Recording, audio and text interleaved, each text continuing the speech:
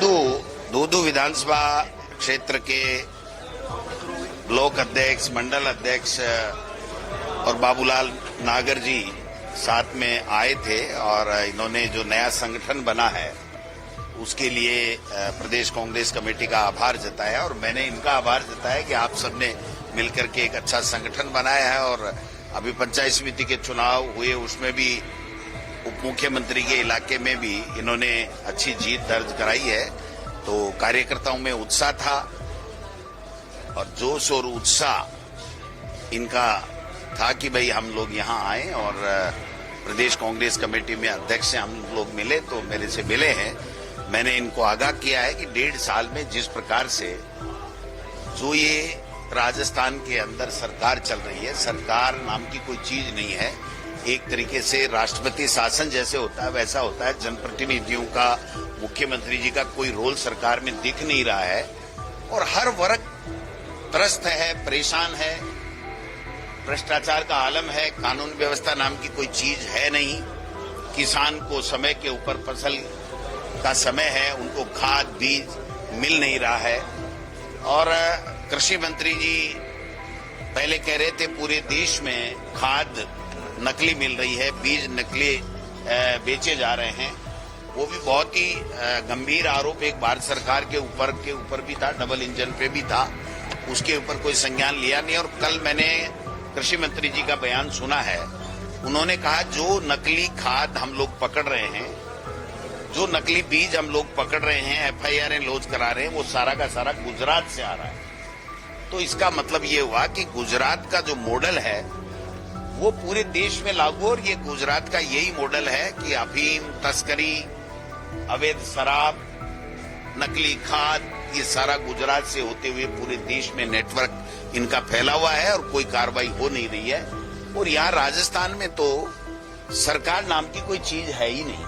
जब मुख्यमंत्री 1.5 साल से हर डिपार्टमेंट की समीक्षा कर रहे हैं तो फिर इस समीक्षा में ये क्यों नहीं आया कि ये नकली खाद और नकली बीज बेचे जा रहे हैं और किसान को बर्बाद किया जा रहा है? ये बातें क्यों नहीं आई, मेरे समझ से परे है।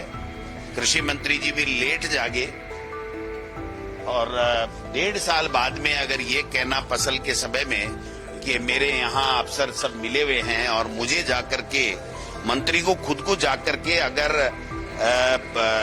करना पड़ रहा है औचक निरीक्षण, तो ये भी हमारे सरकार के ऊपर एक प्रश्नवाचक चिन्ह लगता है।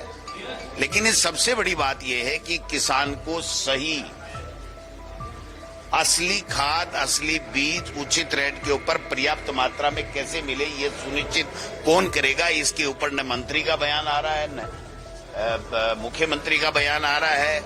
कहीं योग कर रहे हैं, कभी जो है वो देवदर्शन यात्रा कर रहे हैं, कभी कुछ कर रहे हैं, कभी दिल्ली की हाजिरी लगा रहे हैं, कभी गुजरात में जाकर के प्रशिक्षण ले रहे हैं कि कैसे नफरत फैलाई जाए।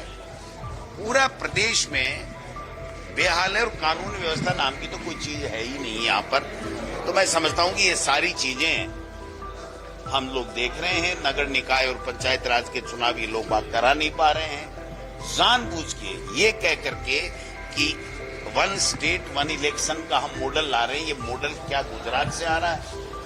जब 73वां संविधान संशोधन के बाद में 5 साल में अनिवार्य रूप से चुनाव होना अनिवार्य है, तो पंचायती राज और नगर निकाय के चुनाव 5 साल बाद में भी क्यों नहीं हो रहे हैं?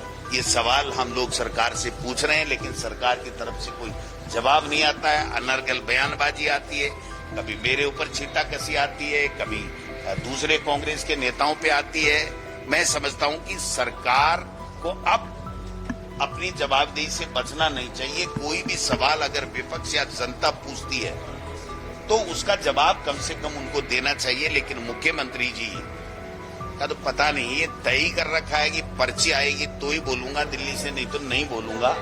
तो फिर जवाब कौन देगा इस पूरे मामले के अंदर? ये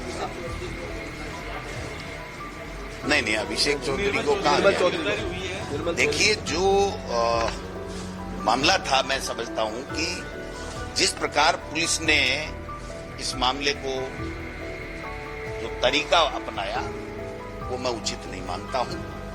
कोई भी मामला हो, कोई भी अपराध हो, पुलिस को कार्रवाई करने का अधिकार है, लेकिन जो तरीका उन्होंने अपनाया वो वास्तव में गलत तरीका था। मैं समझता हूं कि कोई भी व्यक्ति को आंदोलन करने का अधिकार है, शांतिपूर्वक वो आंदोलन करे, ये उसके मूलभूत अधिकारों में है, उसको राइट मिला हुआ है।